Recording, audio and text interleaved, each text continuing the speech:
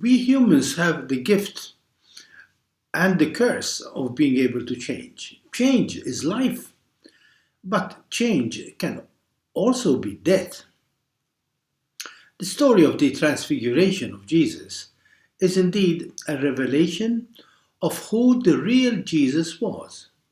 But at the same time, it is a revelation of who we, poor humans, are called to change and to become. Jesus was changed. Are we able to change to become like him? When we were little children, we were often asked what we want to be when we grow up. And often our model was a grown up whom we admired: mom, dad, a teacher, some footballer, whatever. Our dreams revealed something that was already in us, even in seed form. Our models helped us to discover better our greater and more accomplished selves. This is the transformation that today's gospel is speaking about. It is not simply a transfiguration, if by that term we mean an outward change of appearance. It is the inner and deeper call to be transformed into our better, more beautiful selves. I cannot help thinking of all kinds of makeup: cosmetic, social, religious, cultural. It is the makeup that we make over to appear as shiny, as attractive, competent, powerful, or even holy individuals. This fake transfiguration not only leads to nowhere, it disastrously leads us to a false, artificial life which may be shiny and impressive on the outside, but hollow and empty from the inside. If our transfiguration, like that of Jesus, is to become the deep and real transformation that he came to share with us, we need to understand and accept how and at what price we can indeed be transfigured. The gospel story gives us some challenging but liberating indications. You see, Jesus went up to the mountain to pray.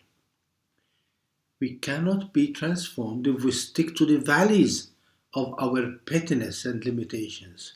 We need to climb to discover the purity, the beauty of the mountaintop, the typical place in Scripture where God meets man. We need to leave behind the hand to mouth survival mode of fulfilling our material needs, to discover the heights of nobility, the beauty of the human heart is capable of reaching. And this is prayer. Yes, prayer is experiencing a transformation whereby only one thing becomes necessary: the radiant beauty of God's Spirit of love offered to us in Jesus.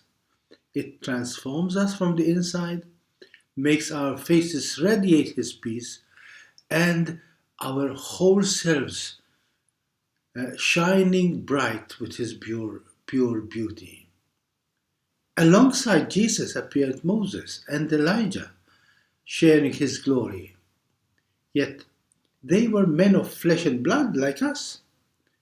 You see, we humans remain human, and they were discussing Jesus' exodus, his painful and harrowing death and departure from this life. Isn't this bad taste in all that beauty, speaking of suffering and death? Even while Jesus was revealing his glory as its brightest?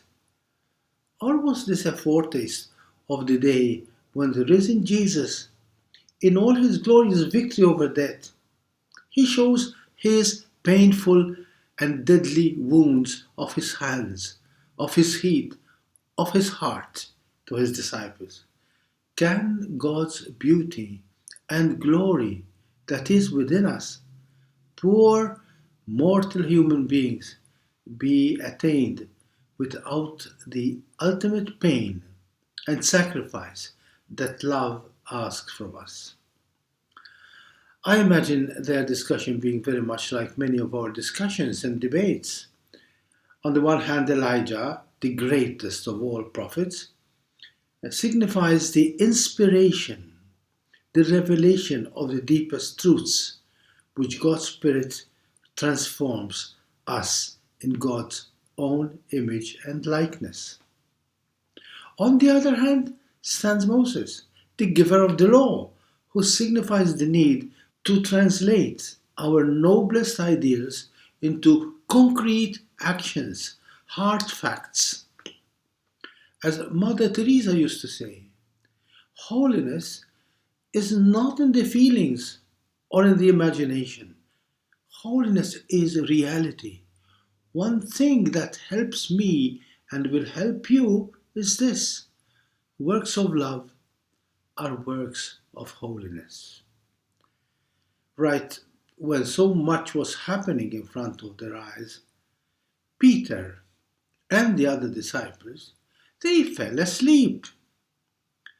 How many people are like them, living their lives as if they were sleepwalking, missing out on the real miracles and marvels of life. When we get absorbed, controlled by our material everyday struggles, by money, we humans, we forget what it means to be fully alive. We live life as if we were in a trance, lost in our hectic rush just to make a living.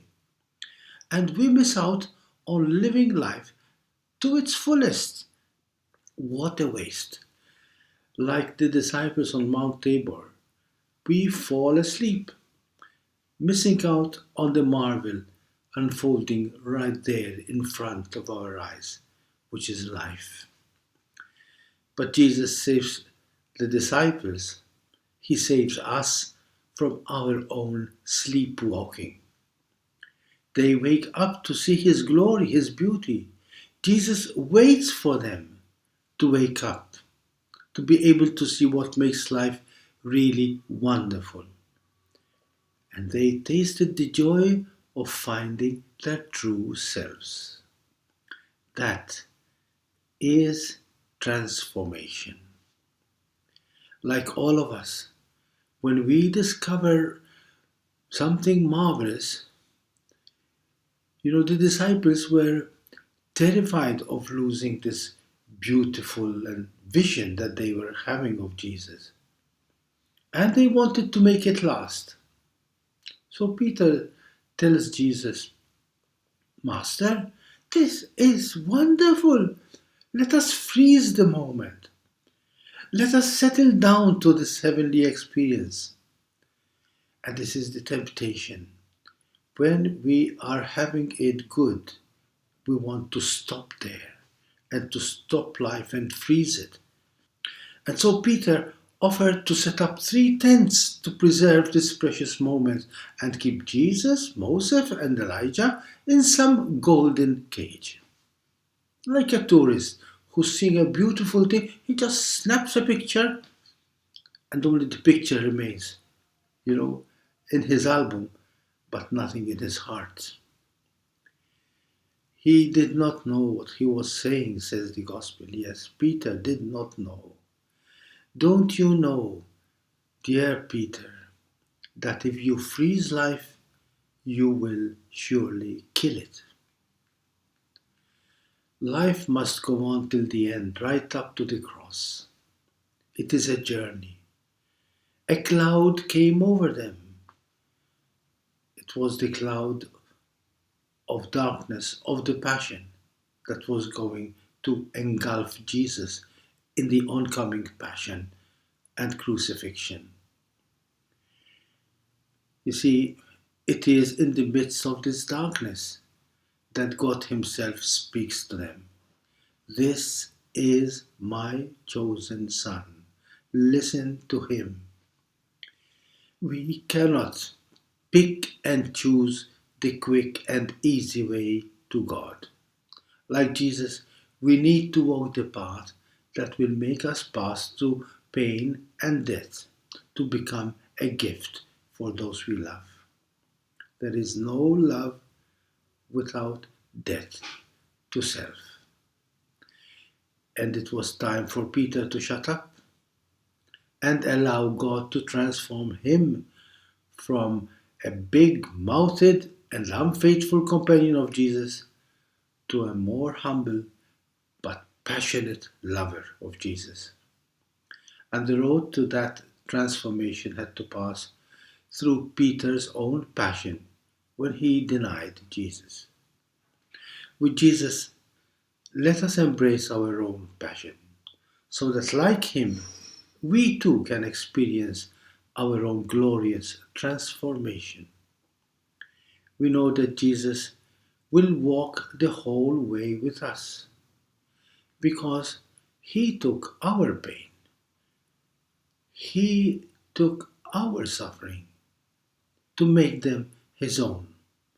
So we too one day will share in his beauty and his transfigured glory. Thank you and God bless you.